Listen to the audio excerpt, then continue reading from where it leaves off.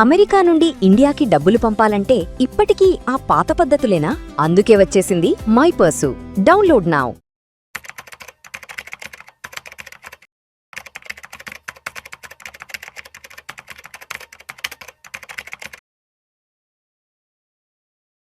నమస్తే, welcome to Suman TV. నేను విష్ణు. ప్రస్తుతం నాతో పాటు amphi registered mutual fund distributor Madhavi Reddy గారు ఉన్నారు. మేడం గారితో మాట్లాడదాం. నమస్తే మాధవిరెడ్డి గారు. నమస్తే అండి. Welcome to Suman TV and welcome to Vishnu talks. Thank you. Yes Madhavireddy గారు, ఇవాళ మంగళవారం అయితే మాత్రం మార్కెట్లు బాగానే పాజిటివ్ గానే ముందుకి కదులుతున్నాయి. మనం ఈ వీడియో షూట్ చేస్తున్న టైం వరకు మాత్రం మార్కెట్లు పాజిటివ్ గానే ర్యాలీ అవుతున్నాయి. అదేవిధంగా లాస్ట్ వారం 10 రోజుల నుంచి కూడా మార్కెట్లు బాగానే రాణిస్తున్నాయి. అండ్ మరోవైపు మన భారతదేశంలో మాన్సూన్ కూడా కొన్ని రాష్ట్రాల్లో బాగానే వర్షాలు కురుస్తున్నాయి. మరి కొన్ని రాష్ట్రాల్లో ఎల్ నినో ఇంపాక్ట్ కారణంగా వర్షపాతం తక్కువైందని చెప్తున్నారు. కాబట్టి సో ఓవరాల్ గా అసలు మార్కెట్స్ మూవ్మెంట్ ఎలా ఉంది? సో ఫ్రెష్ బయింగ్ అయితే స్టార్ట్ అవుతోందండి. కొంచెం మనకి ఎఫ్ఐఐస్ కూడా అది మనం చాలా ఎక్కువగా అంటే చాలా పాజిటివ్ గా చెప్పుకోవాలి. ఫైనల్ గా వాళ్ళ సెల్లింగ్ అనేది ఆపారు ఒక స్టేజ్ వరకు. సెల్లింగ్ ఆపడము, సెల్లింగ్ ప్రెషర్ ఆగింది. ఇప్పుడు పాజిటివ్ గా టర్న్ అయ్యారు. That is very important. ఎందుకంటే వాళ్ళు గమనిస్తుంది ఏంటంటే ఇండియాలో ఇప్పుడు క్రూడ్ ఆయిల్ ఎప్పుడైతే లోయెస్ట్ పాయింట్ కి వచ్చేసిందో సో మన ఎకానమీ అనేది కొంచెం స్టెబిలైజ్ అవుతుంది. ఇక్కడ రూపీ ఫాల్ కూడా తగ్గింది. సో ఇది కొంచెం పాజిటివ్ గా వాళ్ళు తీసుకున్నారండి. ఖచ్చితంగా ఈ క్రూడ్ ఆయిల్ ప్రైస్ అనేది ఎప్పుడైతే ఈ $72 లోనే చాలా వీక్స్ నుంచి మనకి కంటిన్యూస్ గా కనిపిస్తుంది.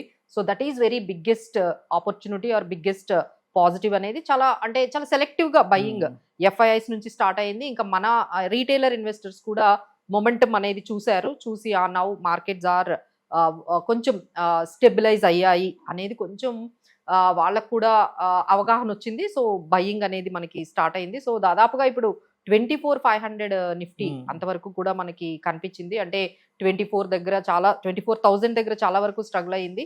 But again it has come back to 24,500 కి అయితే వెళ్ళింది. సో దీనికి బెటర్ మాన్సూన్ హోప్స్. అంటే భయపడినంతగా అంటే ఎల్ నీనో వల్ల అసలు ఎక్కడా వర్షాలు పడవు అనేటట్టుగా కాకుండా కొన్ని స్టేట్స్ లో కొన్ని ప్లేసెస్ లో లైక్ మహారాష్ట్ర గానీ తీసుకుంటే అక్కడ విపరీతమైన వర్షాలు, వరదలు అనేది మనం వింటూ ఉన్నాయి. సో ఇలా దీనివల్ల కొంచెం పాజిటివ్ గా మనకు అనిపించింది. అలానే మనకి ఈ ఫాలింగ్ బాండ్ ఈల్డ్స్ అనేది ఇంపార్టెంట్ పాయింట్ అండి.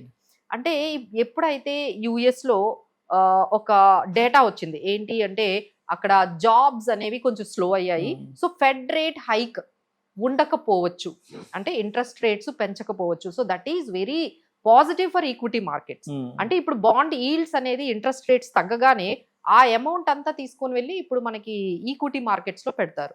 సో ఇప్పుడు నెమ్మదిగా అక్కడ నుంచి బాండ్స్ లో ఉన్నది కానీ లేకపోతే ఈ మిగతా వాటిల్లో ఉన్న అమౌంట్ ఏదైతే ఉందో అది ఈక్విటీ మార్కెట్స్ వైపు ఇప్పుడు కొంచెం ఎఫ్ఐఐస్ కానీ మిగతా వాళ్ళందరూ కూడా ఇక్కడ నుంచి వస్తారు. ఎందుకంటే బాండ్ డీల్స్ అనేవి మనకి తగ్గిపోతున్నాయి అనేది. So this is very positive అనేది మనం చూడొచ్చు. అలానే హెవీ వెయిట్స్ అనే కొన్ని స్టాక్స్ లో నిన్న కూడా మనం చూస్తే హెచ్డిఎఫ్సి ఆల్మోస్ట్ 4% అనేది పెరిగింది. అలానే Nestle, Lodha developers, Hindalco, ONGC, Bajaj finance ఇలా చాలా సెలెక్టివ్ గా కొన్ని స్టాక్స్ లో బై చేయడంతో ఒక్కసారిగా నిఫ్టీ అనేది మనకి పాజిటివ్ లో కనిపించిందండి. సో జియో పొలిటికల్ టెన్షన్స్ అయితే ఇప్పుడు కొంచెం వరకు సర్దుమణిగాయి, కొంచెం తగ్గాయని మనం ఖచ్చితంగా చెప్పొచ్చు. అండ్ అదే విధంగా ఇవాళ రేపు మార్కెట్లను బాగా ప్రభావితం చేసే మరొక న్యూస్ కూడా రాబోతుంది. కార్పొరేట్ రిజల్ట్స్ కూడా రాబోతున్నాయి కదా. సో ఏంటి మార్కెట్లు ఏ విధంగా తీసుకునే అవకాశం ఉందంటారు కార్పొరేట్ రిజల్ట్స్ ని? సో మనకి ఇంపార్టెంట్ ఇప్పుడు ఏదైనా మార్కెట్ ని ఇక్కడ నుంచి ఒక డైరెక్షన్ అనేది మనకు కనిపించాలి అంటే we have to watch the Q1 మనకి క్వార్టర్లీ రిజల్ట్స్ అనేవి అప్డేట్ అనేది మనకి ఈ July 9th అంటే నెక్స్ట్ డే ఆఫ్టర్ మనకి వస్తూ ఉన్నాయండి. సో ఫస్ట్ ఏంటంటే ఐటీ కంపెనీసే వస్తూ ఉన్నాయి. టీసీఎస్, ఇన్ఫోసిస్ ఇలాంటి కంపెనీస్ వాళ్ళ రిజల్ట్స్ ని పోస్ట్ చేస్తున్నారు. వాళ్ళు ఇచ్చే గైడెన్స్ ఎలా ఉంది, వాళ్ళ గ్రోత్ పొటెన్షియల్ ఎలా చూపిస్తున్నారు, దాన్ని బట్టి మార్కెట్స్ అనేవి ఇక్కడ నుంచి మొమెంటం అనేది తీసుకుంటాయండి. ఆ తర్వాత బ్యాంక్స్ కూడా అంటే 18th అయితే హెచ్డిఎఫ్సి బ్యాంక్ ఉంది, ఐసిఐసిఐ బ్యాంక్ రెండు ఒకే రోజు, హెచ్డిఎఫ్సి, ఐసిఐసిఐ రెండు ఒకే రోజు వస్తున్నాయి. ఇంకోటి కూడా అండి యాక్సిస్ కూడా, అంటే 4 బ్యాంక్స్ ఒకే రోజు 18th వస్తుందండి. సో ఈ డేట్ అయితే గుర్తుపెట్టుకోండి, బ్యాంక్ నిఫ్టీ చాలా జాగ్రత్తగా గమనించాలి. ఒకే రోజు 18th రోజు HDFC, ICICI, axis, Kotak Mahindra bank. So ఈ 4 బ్యాంకులు వాళ్ళ రిజల్ట్స్ ని 18th రోజు ఇస్తున్నారు. సో దట్ ఈస్ వెరీ అంటే ఇవేంటంటే బాగా మార్కెట్ ని ఇండెక్స్ ని బాగా ప్రభావితం చేస్తాయి.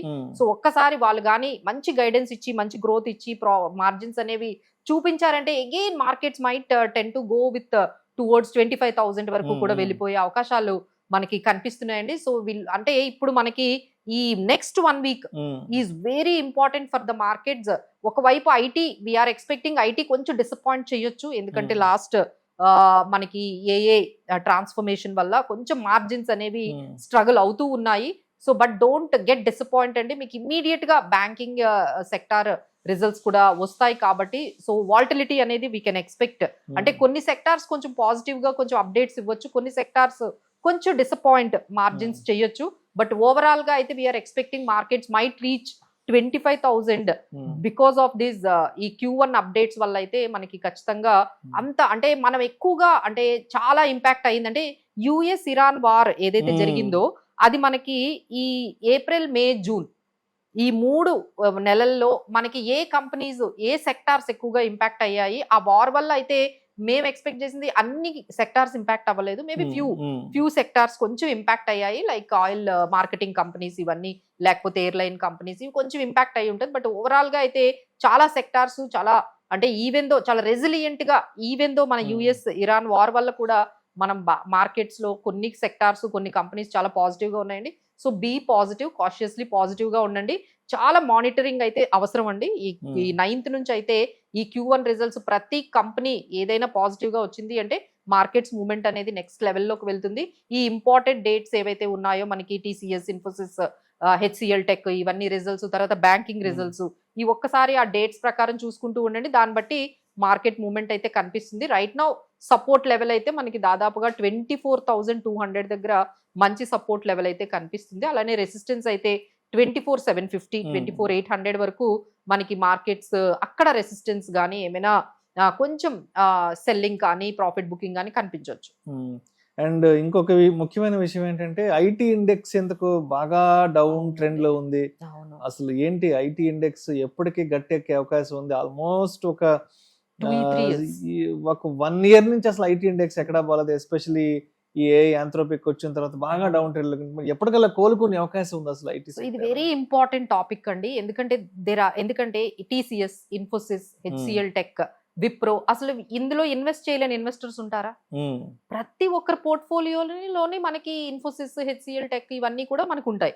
అలానే మ్యూచువల్ ఫండ్స్ లో కూడా ఇవి చాలా మ్యూచువల్ ఫండ్ కంపెనీస్ ఈ ఐటీ కంపెనీ, ఎందుకంటే IT company is the biggest weightage. అంటే బ్యాంకింగ్ తర్వాత ఇండెక్స్ లో వెయిటేజ్ ఏదైనా ఉందంటే అది ఐటీ సెక్టార్ అనేది వెయిటేజ్ ఎక్కువ ఉంది. సో మనం దాన్ని ఇగ్నోర్ చేయడానికి లేదు. సో ఇప్పుడు చాలా మంది గమనిస్తూ ఉంటారు TCS గానీ, ఇన్ఫోసిస్, విప్రో ఇవన్నీ కూడా 52 వీక్ హై నుంచి చూసుకుంటే 30% అండి. అంటే దాదాపుగా 3 years నుంచి ఎవరైతే ఈ కంపెనీస్ లో ఐటీ కంపెనీస్ లో ఇన్వెస్ట్ చేశారో ఒక్క రూపాయి కూడా వాళ్ళకి లాభం లేదు, ఒక్క రూపాయి కూడా లాభం లేదు. 3 years నుంచి కూడా అస్సలు పాజిటివిటీ లేదండి. So I know this is very struggling time. ఎవరైతే వాళ్ళ పోర్ట్ఫోలియోలో ఐటీని ఎక్కువగా మేజర్ గా ఇన్వెస్ట్ చేసి పెట్టుకున్నారో వాళ్ళైతే చాలా డిసప్పాయింట్ అయి ఉంటారు. సో ఈ రోజు కూడా ఇప్పుడు మార్కెట్స్ మనం చూసుకుంటే లాస్ట్ 3 days నుంచి 5 days నుంచి మార్కెట్స్ కంటిన్యూస్ గా పాజిటివ్ గా ఉన్నా ఈ రోజు కూడా మార్కెట్స్ లో ఐటీ ఇండెక్స్ కానీ లేకపోతే ఐటీ కంపెనీస్ కానీ డిసప్పాయింట్ చేస్తూనే ఉన్నాయి. సో దానికైతే మనం డిఫరెంట్ రీజన్స్ చెప్పొచ్చండి. ఒకటేమో మీరు అన్నట్టుగా ఈ ఆర్టిఫిషియల్ ఇంటెలిజెన్స్ లో మనం ముందుకు వెళ్ళలేకపోతున్నాయి. ఎస్పెషల్లీ మన Indian IT companies service oriented companies గా తీసుకుంటున్నారు. గ్లోబల్ కంపెనీస్ కి సర్వీస్ ఇచ్చేటట్టుగా ఉన్నారు కానీ మనం ఏంటంటే ఎక్కువగా ఆర్టిఫిషియల్ ఇంటెలిజెన్స్ మీద క్యాపిటల్ ఇన్ఫ్యూజ్ చేయట్లేదు. దాని లీడింగ్ ని మనం తీసుకోవట్లేదు మన ఇండియన్ కంపెనీస్ అని చాలా వరకు అది సెల్లింగ్ ప్రెజర్ అయితే తీసుకుంటుందండి. But HCL tech already start చేసింది యూరోప్ తో $1.4 billion డీల్ ఏఏ బిజినెస్ లో. ఇలా మన ఇండియన్ కంపెనీస్ కూడా కొంచెం టైం పడుతుందండి ఈ ఏఏ బిజినెసెస్ లో నెక్స్ట్ లెవెల్ కి వెళ్ళడానికి. బట్ రైట్ నౌ ఇన్వెస్టర్స్ అయితే ఒకవైపు కొన్ని మ్యూచువల్ ఫండ్స్ అండి, వీ హ్యావ్ వెరీ ఇంపార్టెంట్ కొన్ని మ్యూచువల్ ఫండ్స్ లో కూడా ఈ ఏఏలో ఏ మ్యూచువల్ ఫండ్ కంపెనీస్ అయితే ఎక్కువగా ఎక్స్పోజర్ తీసుకుంటున్నాయి వాటిల్లో కూడా చాలా వరకు మనకి నెగిటివ్ అనేది కనిపిస్తుంది. చాలా మంది అది గమనించే ఉంటారు. కొన్ని మ్యూచువల్ ఫండ్స్ ఇప్పటికీ కూడా అదే 1% లేకపోతే నెగిటివ్ లోనే ఉన్నాయి. బట్ మిగతా మ్యూచువల్ ఫండ్స్ చూసుకుంటే ఏవైతే ఐటీలో ఎక్కువగా ఇన్వెస్ట్ చేయలేని మ్యూచువల్ ఫండ్స్ ఉన్నాయో అవి ఆల్మోస్ట్ 12% వరకు పెర్ఫార్మెన్స్ అనేది మనకు కనిపించింది. సో మాధురెడ్డి గారు, అంటే మొత్తానికి ఐటీ ఇండెక్స్ మాత్రం బాగా డౌన్ ట్రెండ్ లో నడుస్తుంది కాబట్టి అసలు ఏం చెప్తారు? అంటే ఐటీ స్టాక్స్ లో ఇన్వెస్ట్ చేద్దాం అనుకున్న వాళ్ళకి ఏం చెప్తారు? అండ్ అదే విధంగా మాన్సూన్ ని దృష్టిలో ఉంచుకుని ఎఫ్ఎంసీజీ సెగ్మెంట్ వైపు ఓ లుక్ వేద్దాం అనుకున్న వాళ్ళకి ఏం చెప్తారు?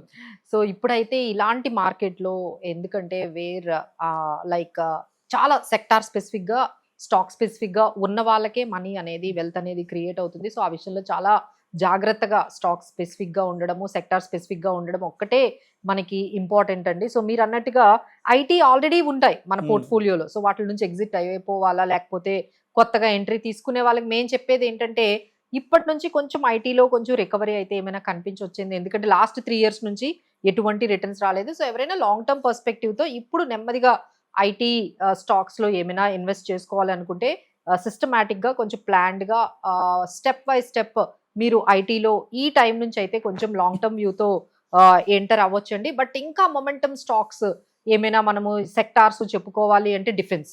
ఇప్పుడు డిఫెన్స్ ఇండియా ఇండోనేషియా మీద వాళ్ళిద్దరికి మంచి డీల్ అనేది వచ్చిందండి. సో మనం ఎక్స్పోర్ట్స్ కూడా డిఫెన్స్ బాగా పెంచుకుంటూ వెళ్తున్నాం. ప్రతి కంట్రీతో కూడా మన మోడీ గారు టైప్ పెంచుకుంటూ వెళ్తున్నారు. So defence sector is good అని చెప్పొచ్చు. ఆ తర్వాత ఈవీ ఇక మరి చెప్పాల్సిన అవసరం లేదు. సో అందరూ కూడా ఈవీని అంటే గవర్నమెంట్ కూడా సెంట్రల్ గవర్నమెంట్ ముందుకు వచ్చి అసలు ఈవీని బాగా ప్రమోట్ చేస్తుంది. సో ఈవీస్ ని మనం బాగా రాడార్ లో పెట్టుకోవచ్చు. ఆ తర్వాత ఆర్టిఫిషియల్ ఇంటెలిజెన్స్ కి సంబంధించిన మనం కూడా ఇండియాలో ఐటీ కంపెనీస్ కొన్ని ఐటీ కంపెనీస్ ఆర్టిఫిషియల్ ఇంటెలిజెన్స్ మీద బాగా వర్క్ చేస్తున్నాయి. లెట్స్ ఎగ్జాంపుల్ హెచ్సిఎల్ టెక్ ఇలాంటి వాటిల్లో మనము ఇన్వెస్ట్ చేసుకోవచ్చు. And energy. సో ఇప్పుడు మనం 4-5 సెక్టార్స్ చెప్పాము. ఏఏ కానీ, ఎనర్జీ కానీ, ఆర్టిఫిషియల్ ఇంటెలిజెన్స్, అలానే ఈవీ అండ్ డిఫెన్స్. వీటి మీద కొంచెం ఫోకస్ గా మనకి ఫ్యూచరిస్టిక్ గా కొన్ని సెలెక్టివ్ గా స్టాక్స్ అనేది వాళ్ళు ఇన్వెస్ట్ చేసుకోవచ్చు. ఇంకా ఏదైనా మనకి ఇంకొంచెం ఇన్డెప్త్ అనాలిసిస్ కావాలంటే ఎక్స్పర్ట్స్ ని కానీ మమ్మల్ని కానీ కొంచెం మీరు కలిసినట్లయితే we can give you more guidance. But guidance లేకుండా మాత్రం ఇలాంటి మార్కెట్స్ లో మనము బై చేస్తూ ఉంటే మాత్రం డెఫినెట్లీ ఈ ఐటీ లాంటి షాక్స్ అనేవి తగులుతాయండి. Right. Thank you so much Madhu Reddy గారు.